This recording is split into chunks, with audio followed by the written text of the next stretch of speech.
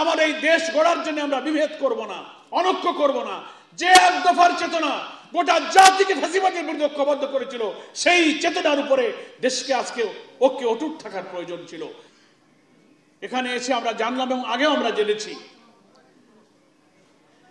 Institute of diploma engineers যে বিশাল সংগঠন, জাতীয় ভিত্তিক ইঞ্জিনিয়ারদের, প্রকৌশলীদের এই সংগঠন, যে ফ্যাসিবাদী, অত্যাচারী, কর্তৃত্ববাদী শাসকদের দলীয় পার্টি অফিসে পরিণত হয়েছিল। আজকে 5 আগস্টের রাজনৈতিক পরিবর্তনের পর ফ্যাসিবাদ বিরোধী আন্দোলনে যারা মাঠে ছিলেন, আন্দোলনে ভূমিকা পালনকারী সে অনন্য রাজনৈতিক দলগুলোর মধ্যে আজকে আপনারা ঐক্য তৈরি করে ইঞ্জিনিয়ারদের বিশাল সংগঠনকে বাঁচিয়ে রেখে সামনে নিয়ে যাওয়ার জন্য যে প্রতিজ্ঞা করেছেন, সেজন্য ঐক্যের জন্য আপনাদেরকে আমি ধন্যবাদ জানাই। প্রিয় ভাইরা আমার, খুব দুঃখের সাথে বলতে হয়, 5 আগস্টের এই বা জুলাইয়ের এই গণ অভ্যুত্থানের পরে জাতির আশা আকাঙ্ক্ষা ছিল, 5 আগস্টের বিপ্লবের যে নবচেতনা ছিল, সে চেতনা ছিল যে ফ্যাসিবাদের বিরুদ্ধে আমরা ঐক্যবদ্ধ থাকবো।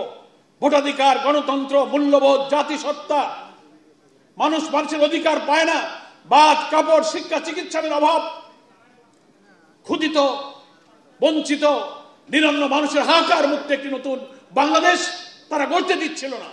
তাই তার বিরুদ্ধে জাতি এক দফার আন্দোলনে গিয়ে কোটি কোটি মানুষ এই স্বৈরাচারের প্রেতাত্মাকে দেশ থেকে বিদায় করেছে। সেই চেতনা ছিল যে আমরা আর আমার এই দেশ গড়ার জন্য আমরা বিভেদ করব না, অনৈক্য করব না।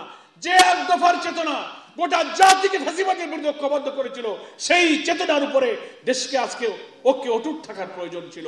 কিন্তু আমরা দেখতে পাচ্ছি, দুঃখজনক হলেও, দেশ এবং বিদেশের থেকে অনেক চক্রান্ত, অনেক ষড়যন্ত্র করে ফ্যাসিবাদ বিরোধী আন্দোলনে যারা রাজপথে ছিলেন, ময়দানে ছিলেন, রক্ত দিয়েছেন, জীবন দিয়েছেন, তাদের ঐক্যে ফাটল ধরাবার জন্য একটা প্রচেষ্টা কিন্তু এখন অব্যাহত আছে।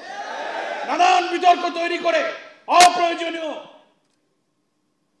অনাকাঙ্ক্ষিত বক্তব্য এবং পরিবেশ তৈরি করে ফ্যাসিবাদ বিরোধী আন্দোলনের ছাত্র জনতার ঐক্যকে যদি তারা ফাটল ধরাতে পারে, তাহলে ওই নৈরাজ্য সৃষ্টিকারী এই পলাতক পতিত স্বৈরাচারকে বিদেশি প্রভুদের ইঙ্গিতে দেশে ফিরিয়ে আনার চক্রান্ত তারা হয়তো আবার বাস্তবায়ন করতে পারে। জাতির এই ঐক্যের সংকটের সময়ে ইঞ্জিনিয়াররা সারা বাংলাদেশে আজকে ফ্যাসিবাদ বিরোধী আন্দোলনে যারা জীবন দিয়েছিলেন, যা আমরা শুনতে পেরেছি, 9 জন ইঞ্জিনিয়ার আপনাদের আরো জীবন দিয়েছে, আরো হয়তো তারা জীবন দিয়েছিল। কিন্তু আপনারা যে এই ফ্যাসিবাদ বিরোধী ঐক্যকে নষ্ট করার চক্রান্তের প্রতি বৃদ্ধাঙ্গুলি দেখিয়ে আপনারা প্রথম যে ঐক্যের প্রমাণ দিয়েছেন, এটা বাংলাদেশের ফ্যাসিবাদ বিরোধী আন্দোলনে ঐক্যবদ্ধ থাকার জন্য নতুন ইতিহাস তৈরি করবে ইনশাআল্লাহ। আমরা আশা করি আপনারা এই প্রতিষ্ঠানকে ধরে রাখবেন এবং ফোরাম অফ ডিপ্লোমা